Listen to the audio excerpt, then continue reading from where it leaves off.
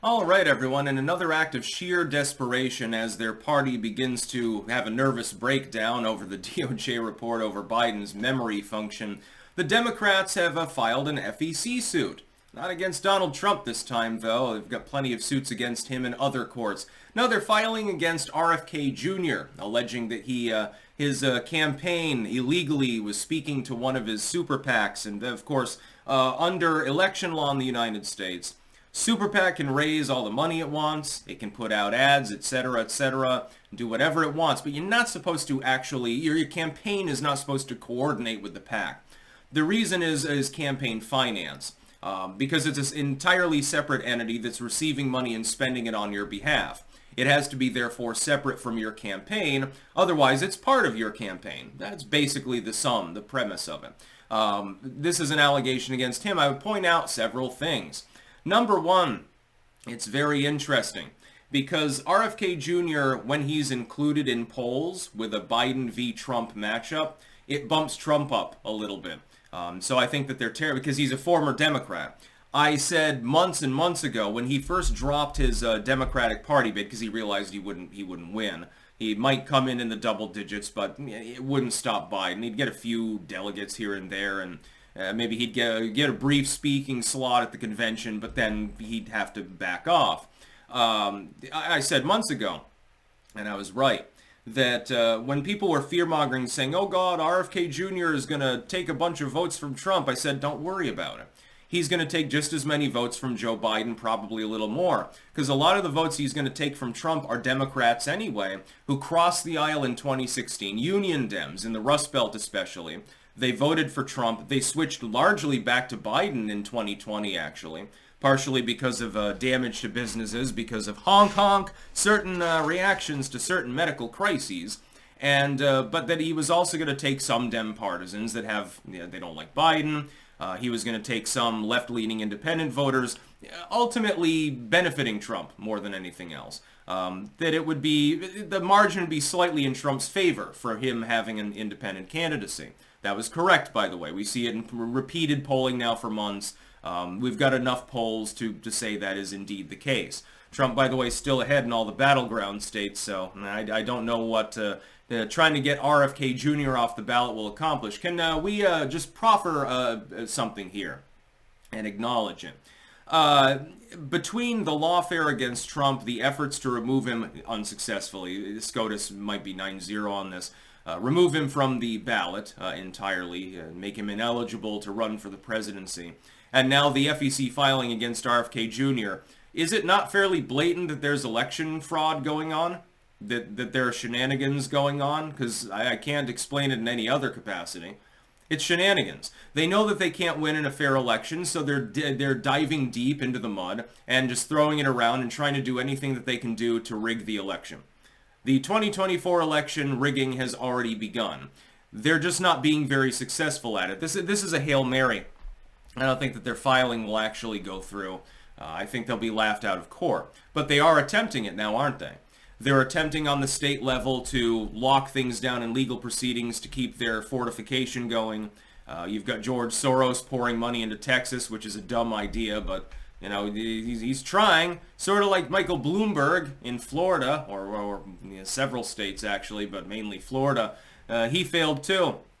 I think their election rigging will fail. I think that Biden is going to get his ass kicked out of office. I think the real insurrection will be a bunch of pink pussy hatters burning down Wendy's when Joe Biden loses. I think that's the most likely outcome of the goddamn election. Again, leading possibly, in fact, not an unlikely proposal, again, to a magical moment where Trump steps out of house arrest at the Mar-a-Lago, has his ankle bracelet clipped off, and smiles for the cameras and gives the thumbs up. We're back, baby. Haha, we're going to go make America great again, because it's certainly had some problems over the last few years.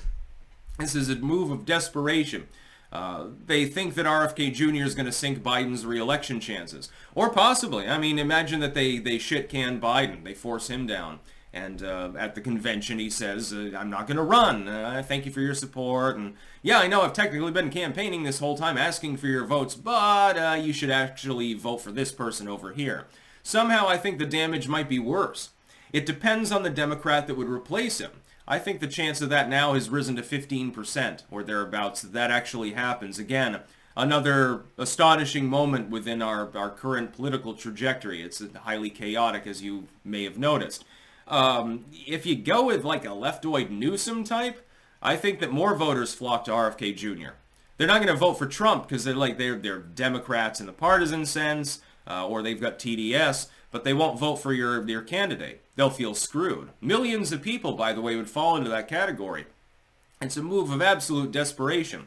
And this is more corroboration that they're looking at the polls, they're analyzing them. Alarm bells are going off. Their internal polling can't be much better than the polling we're seeing like on RCP or something like that. And that's basically the sum and substance of it. The long and short is that they're afraid. They're not lashing out like they are with the FEC filing, lawfare against Trump, Jack Smith just getting smacked down again, by the way, the other day, etc., etc. They wouldn't be doing this. They wouldn't be so obtuse and open about it if they weren't worried. They would prefer to be very behind the scenes. Everything's normal. We'll take care of it. Don't worry. You know, a few ballot printers went on the fritz on election night and stuff like that. Be subterfuge. Be subversive. But don't make it so obvious. You don't want to make that kind of action too obvious unless you're lashing out because you are afraid. Because you're afraid of losing, in this case. They are afraid of losing against Donald Trump. I think they expect him to win. That's why they're preemptively trying to disqualify a candidate who so far is effectively running unopposed for a mainline political party. Let that sink in for a minute. I'll link in the description. You can read about it for yourself. They're claiming, oh, RFK Jr. talked to his PAC. Who was it in 2016 who did that? And Project Veritas, now OMG Media effectively, exposed it. Oh, that's right, it was the Hillary Clinton campaign. They were using a consulting middleman firm, which fired some of its staff because of this scandal getting out there, to coordinate with super PACs, effectively. They were paying them to transit information between the campaign itself and the PACs illegally. They never got in trouble for this, by the way, which, again, differential justice, we see it all the time. Now they're levying that charge against RFK Jr. Now, it could be the fact that it happened. But it's called differential enforcement. Do you think that the Biden campaign doesn't middleman with PACs that are backing it? Of course it does.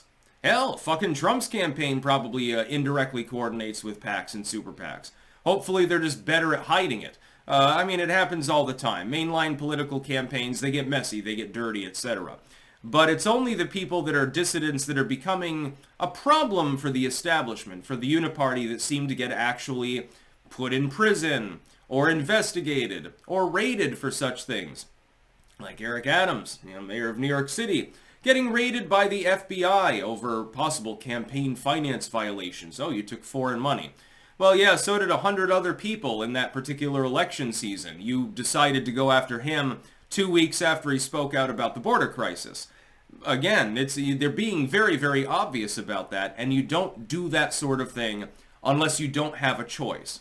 You prefer to be behind the scenes, very strategic, very quiet, and sort of ninja your enemy. You don't want to just step out in front of them with a machine gun. You might get shot. You prefer to take them out from behind, from the dark shadows, and put a poisoned dart in their neck or something like that. That's what you would prefer to do. It reduces the chance that you yourself get injured. When you're willing to expose yourself to that injury, you're not doing it out of a position of strength. You've got the strategic underhand. You're being forced to do so. That's about all. Peace out.